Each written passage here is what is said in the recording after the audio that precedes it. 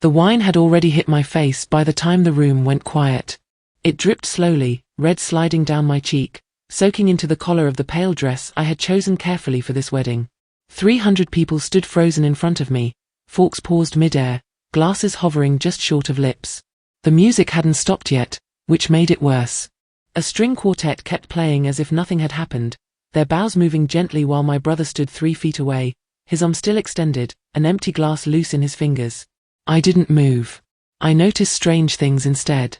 The way the chandelier light caught the droplets on the floor. The smell of expensive wine mixing with roses and hot food. A woman near the front row whispering my name, not loudly enough to be helpful. Someone laughed, a short confused sound, then stopped when no one joined in. My brother smiled like he had just landed a punchline. "Relax," he said, loud enough for half the room. It was a joke. He glanced around, searching for approval, feeding on the attention. A few guests smiled politely, unsure. Others looked at the table settings, suddenly fascinated by silverware. No one stood up. No one asked if I was okay. I lifted my hand slowly and wiped my cheek with a napkin. My fingers were steady. I could feel my heart beating, but it wasn't wild. It was controlled, almost distant, as if it belonged to someone else. I had learned that skill early, long before weddings and wine glasses. When you grow up always adjusting to someone else's moods, stillness becomes a habit. He leaned closer and lowered his voice. "All this," he said, gesturing at the room, "because you wouldn't just pay your share." His tone was playful, but his eyes were sharp. He wanted the room to hear without hearing. He wanted me small in public. I looked past him. 300 faces.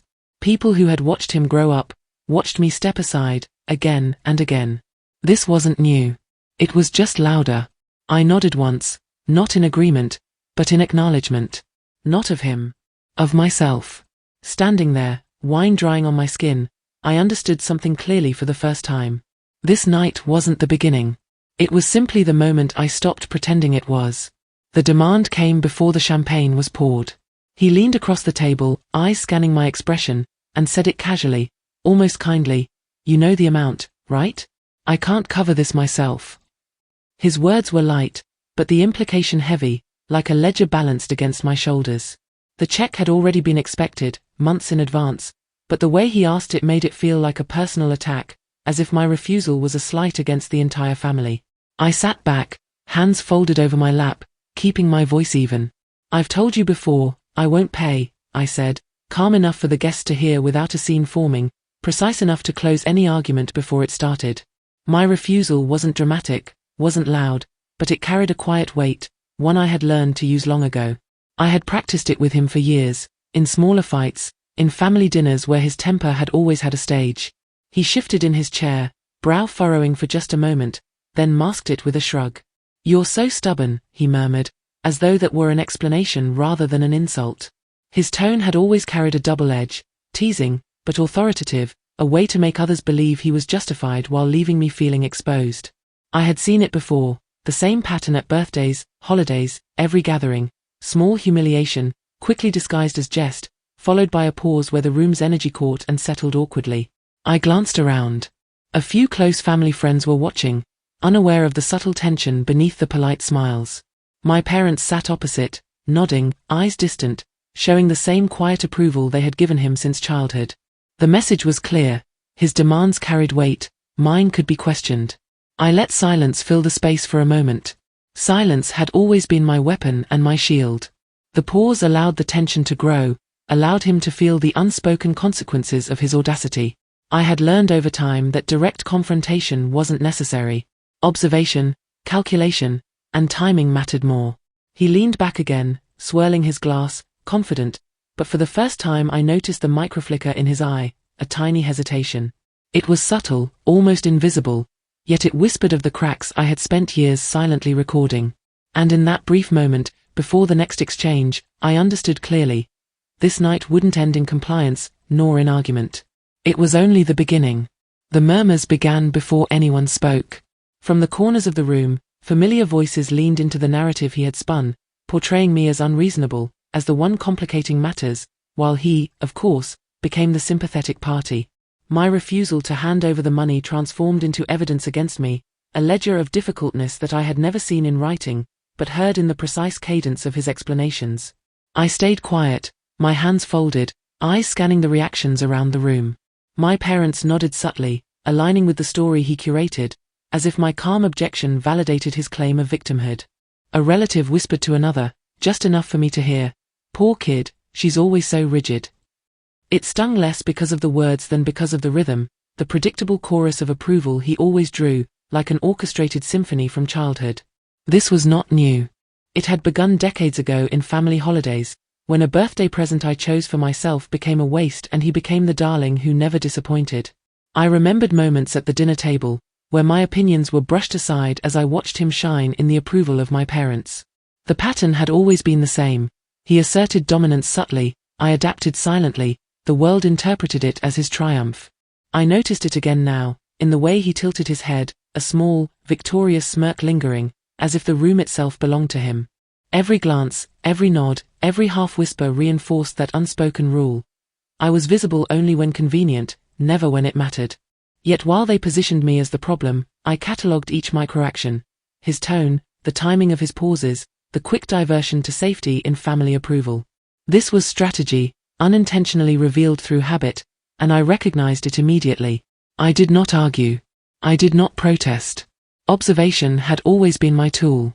A subtle realization crept in. If the room could be swayed by whispers and careful positioning, then it could be turned. Slowly, quietly, I felt the initial outlines of the plan forming, not confrontational, not impulsive, but precise. I knew that one day, the very pattern that had constrained me could be redirected, and tonight, under this familiar gaze, that day felt closer than ever. I leaned against the far wall, barely touching my chair, while he continued his grand performance for the room. My eyes, trained over years of silent observation, flicked to the small screens everyone carried, phones, tablets, flashes from cameras capturing every exaggerated gesture. A sudden scroll through his social posts revealed contradictions.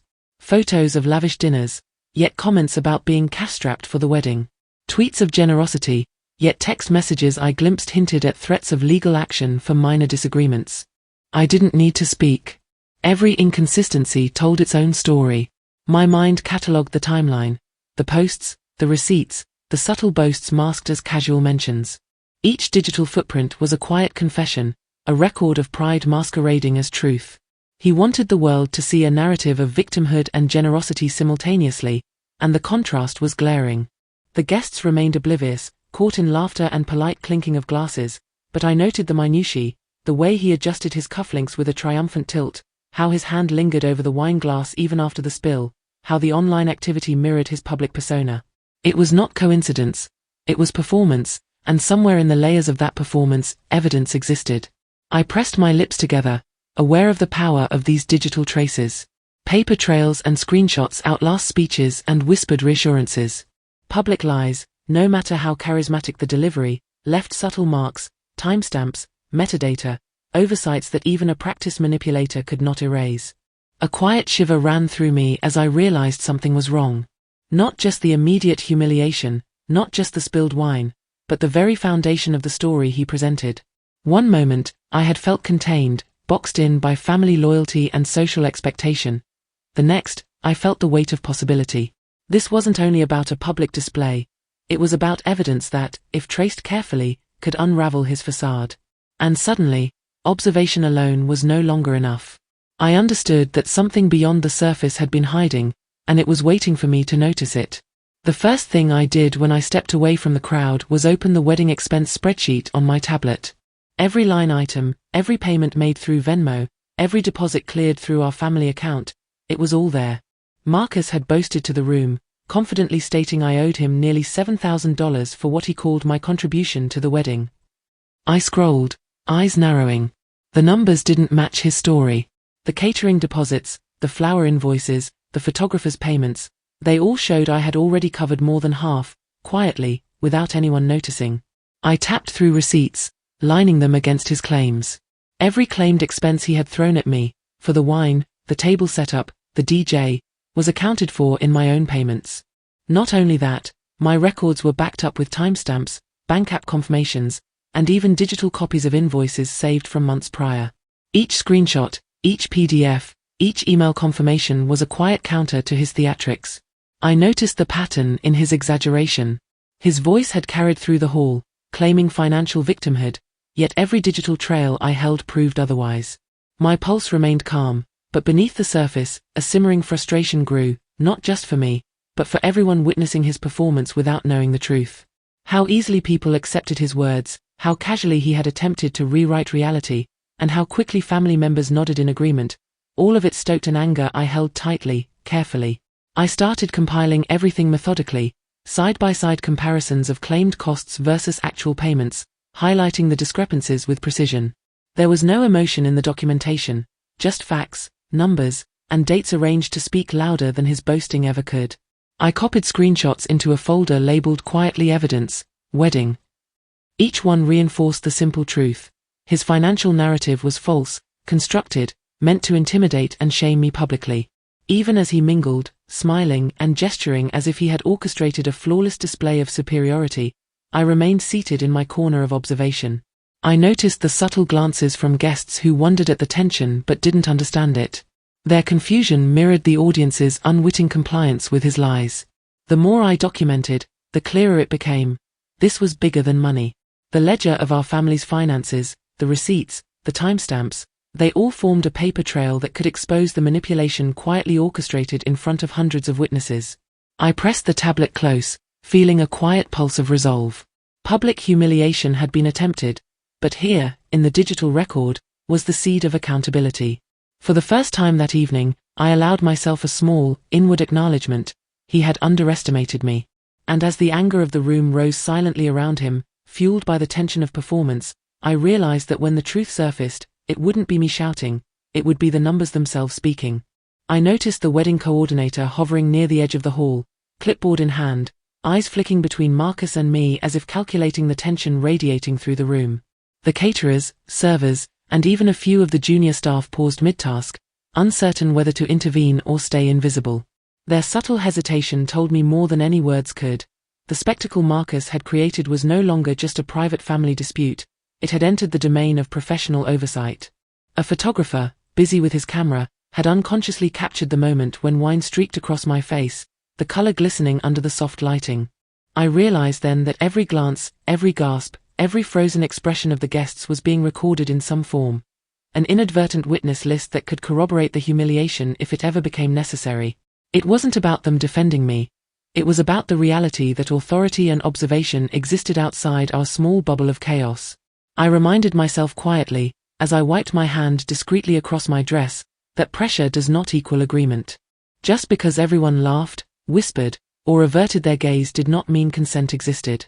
Public ridicule might feel controlling, like a cage imposed by the arrogance of someone else, but in truth, it was hollow unless it could be proven to influence me into compliance. My silence was a shield, a measured response that preserved both dignity and strategic advantage. I watched as the coordinator scribbled something into a notebook, likely documenting the schedule or noting guest behaviors, unaware that this moment, like so many before, was quietly accumulating evidence of Marcus's entitlement. Even the subtle tilt of a head, a slight pause in serving meals, the tension in their posture, it all mattered. Each observation could serve as a thread to unravel the narrative Marcus was attempting to weave. Even as whispers traveled across the polished marble floor, and wine stains glinted in the warm light, I made no sound. I didn't offer an explanation, didn't confront. Every breath, every blink, every motion was controlled, neutral, unreadable. The calmness wasn't weakness, it was a deliberate strategy. In the quiet of observation, I was building a record, a foundation. Authority had entered, not in words, but in presence. I allowed my mind to note the educational truth silently. Pressure is not agreement, no matter how convincing the performance. The room could misinterpret me, family could misjudge me, even Marcus could believe he had dominated, but as long as I retained awareness and documentation, the story wasn't his to control. Every glance, every captured moment, every subtle hesitation from neutral observers reinforced that reality. As the guests resumed conversations, some shaking their heads in disbelief, I sat still, calm. My face betrayed nothing, my movements minimal. The authority of the moment, the documented evidence surrounding it, existed quietly around me. I didn't need to speak. I only needed to remain present, observant, and patient. The lesson, understated yet powerful, whispered in my mind. Public pressure may feel controlling, but control without evidence is transient, fragile, and ultimately hollow. I watched from a corner as Marcus's confident posture began to falter, though no one in the room would have noticed if they weren't looking closely. His smile, once broad and entitled, now twitched at the edges. I could see it in the way he shifted his weight from foot to foot, how his hand clenched briefly around his champagne glass before releasing it. The bravado that had allowed him to humiliate me in front of hundreds was cracking, and the cracks were quiet, almost imperceptible to anyone outside my field of vision. Backstage, away from the guests and the photographers, Marcus's private panic became apparent. He whispered sharply into his phone, pacing across the dimly lit corridor, and the voice on the other end, whether lawyer or friend, I couldn't hear clearly, but I imagined it was a blend of panic and desperation. His usual measured tone of entitlement had vanished, replaced by hurried sentences, fragments of excuses, and stammered justifications. I could almost read his mind, every calculation, every assumption, every plan to control the evening slipping like sand through fingers. I remained in the lobby, distant yet keenly aware, noting details others overlooked. The discarded napkins, the half-full glasses, the faint scent of spilled wine in the air. They all told a story Marcus thought no one could read. My strategy wasn't to confront him. My strategy was to let the collapse unfold naturally, to allow the weight of his missteps to settle without my interference. I had learned over years that immediate retaliation often reduced the impact, restraint amplified it. Guests continued milling about, commenting quietly among themselves, unaware of the tension just beyond the surface. Marcus tried to laugh at a passing comment from a distant cousin, but the sound was forced, brittle. Each laugh, each movement of his body, betrayed him more than any argument ever could.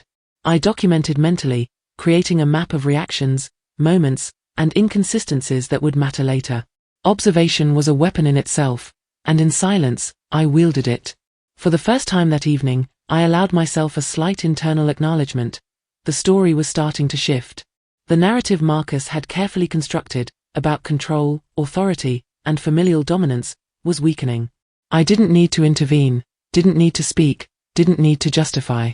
My calm detachment, the very thing he had counted on as submission, was the counterbalance that made the unraveling possible. The beauty of the moment lay in its subtlety. I could see the inner tension in Marcus without alerting him to my awareness. I could feel the equilibrium tipping while maintaining perfect composure. Every gesture, every pause, every whispered panic on his part added weight to the inevitable consequences. By the time the evening was winding down, Marcus retreated further, his private anxiety now apparent in his hollow laughter and quick, furtive glances toward me. I stayed silent, unmoving, a quiet witness to his diminishing power. The collapse had begun, not with a confrontation, not with a shout, but with patience, observation, and the undeniable truth slowly asserting itself. I reminded myself again that evening, in the low hum of conversation and fading music, that withdrawal was not weakness. Withdrawal was strategy. Withdrawal allowed the full force of consequences to land without dilution. The night had revealed the beginning of the end for Marcus, and I didn't need to intervene. I only needed to remain, still and unshaken, as events unfolded exactly as they were always meant to. The next morning, the ripple began. I didn't post, didn't comment, didn't fuel the fire in any way, yet everywhere I turned, the impact of Marcus's actions was visible. At the cafe, the barista hesitated before speaking to him, as if measuring his entitlement against some invisible standard. In the neighborhood, the usual nods and smiles were replaced by careful, almost skeptical glances. Community members who had once laughed at his jokes or deferred to his confidence now offered polite acknowledgement to me, as though instinctively recalibrating their social compass. I watched Marcus move through the same spaces he had always dominated with ease. His gestures, once assured, were now clipped. A slight pause before greeting someone, an unnecessary adjustment of his jacket, a subtle avoidance of eye contact, small signs, yet telling. He didn't notice them, or perhaps refused to. Either way, each silent observation of mine magnified the reality. The power balance had shifted. I remained composed, my calm presence unintentionally amplifying his faltering authority. Social media, too, reflected the quiet upheaval. A friend of a friend had shared a post referencing the wedding incident. No dramatic captions, no commentary, just a brief, factual retelling. And yet, within hours, it had circulated beyond its initial circle. Every share, every remark, Every subtle "I can't believe he did that" added weight to the growing social proof that Marcus's dominance was no longer uncontested. He texted me later, the tone uncharacteristically defensive, but I chose not to respond. Silence became my amplifier, and in that silence, the truth resonated more loudly than any argument ever could. I began noticing the community recalibrating in subtle ways. Invitations he had expected to receive now bypassed him. Casual conversations I overheard referenced his behavior indirectly. Even people who had never interacted with me before nodded or smiled in quiet recognition, as if acknowledging the shift. Reputation, once assumed invulnerable, was crumbling without my interference. The quiet acknowledgement of those around him validated the weight of my restraint. Marcus, unaware of how swiftly perception had moved against him, continued to act as though nothing had changed. He attempted to maintain composure in public, cracking jokes and referencing the wedding night with casual smugness. But the audience, friends, acquaintances, even distant colleagues, responded differently. Their reactions were measured, polite, but lacking the deferential laughter he had relied upon for years. He was now performing on a stage where the script had subtly changed, and the cues he expected were gone. Every glance I received, every side conversation I overheard, reinforced a simple truth: my silence carried authority. By not engaging, by refusing to justify or defend, I allowed the community to witness the unraveling of a carefully constructed facade. The more I observed quietly, the faster his public persona eroded. In that unfolding reality, I found clarity. The social proof was undeniable. Marcus's reputation, once his armor, had become a fragile veneer, and I had not touched it directly. The community, through observation and instinct, had begun to see him as he truly was. I remained steady, composed, a silent witness to the consequences that had finally caught up with him. My quiet presence spoke louder than any confrontation ever could, and in that calm, the final threads of his assumed dominance started to slip irreversibly. Weeks passed like a slow tide, each day pulling me further from the chaos Marcus had tried to impose. I kept my routines deliberate, measured: coffee at 7, emails sent before breakfast, calls returned selectively. I didn't avoid the world, but I navigated it on my own terms, quietly re-establishing the boundaries he had attempted to erase. Every interaction, every small decision, reinforced my autonomy, and with it, a subtle, growing sense of stability. Marcus's influence had waned in ways I could measure. Invitations he assumed would reach him now bypassed him entirely. Projects he thought under his control were no longer his to dictate. It wasn't public spectacle that dismantled his leverage, nor loud confrontation. It was time and consistency. I observed, documented, and acted within a steady rhythm that gradually eroded the control he had relied upon. Each day his attempts at dominance faltered slightly more. I reflected quietly on the family dynamics, realizing how long I had been conditioned to absorb, to adapt, to minimize myself in order to maintain a semblance of peace. But now, that silence served a different purpose. It allowed me to reclaim personal space without confrontation. I wasn't angry in the way he expected. I was deliberate, calculating, ensuring that every step I took rebuilt what he had tried to claim. Socially, the shift was subtle yet unmistakable. People who once deferred to his opinions now waited for my input. Colleagues sought my guidance. Neighbors greeted me with genuine warmth. Marcus tried to interject, to assert his version of events, but the credibility gap had widened too far. He became a figure of muted irritation rather than authority, and his attempts to reclaim attention only highlighted the distance growing between us. Emotionally, I cultivated detachment. I allowed myself to feel the sting of past humiliation without granting it space to dominate the present. Each morning, I observed myself in the mirror and acknowledged the small victories: calm eyes, unshaken posture, steady breath. In this quiet self-assessment, I realized how much power I had regained simply by refusing to participate in his games. Financially and logistically, I stabilized my environment. I reviewed accounts, ensured independence, and quietly secured areas of life Marcus had assumed he could control. Every document, every confirmation, reinforced that leverage he had once held was now irrelevant. He could make noise, he could protest, but the structure of my life, once vulnerable, had become resilient. Time also softened the reactions of those around us. Witnesses to his earlier arrogance adjusted their behavior accordingly. Respect for me grew naturally, not through boast or claim. Marcus's attempts at public dominance became increasingly hollow, unremarkable. Each failed assertion reinforced my internal realization: control is only as strong as perception allows, and mine had been recalibrated. In quiet moments, I reflected on the contrast between then and now. I remembered his smug confidence, the casual cruelty, the expectation that my compliance was permanent. And I observed the present, a life of measured stability, relationships rooted in acknowledgement rather than fear, and the absence of the leverage he had once wielded so confidently. Through patience and emotional restraint, the gap widened. He lost attention, authority, and ultimately, influence. I rebuilt continuity in every area he had tried to disrupt. Each passing week validated a simple truth I had long suspected: enduring calm, deliberate actions, and strategic withdrawal can dismantle the most overt displays of power without confrontation. By the time months had passed, I no longer measured my days in response to him. I measured them by my own intentions, my priorities, my regained equilibrium. Marcus existed as a shadow of his former control, present in the world, but irrelevant to my decisions. The quiet reconstruction of my life became a testament to endurance, strategy, and composure. In this ongoing distance, I recognized an internal victory. The humiliation, the public spectacle, and the tension had not broken me. Instead, they refined my capacity for measured action.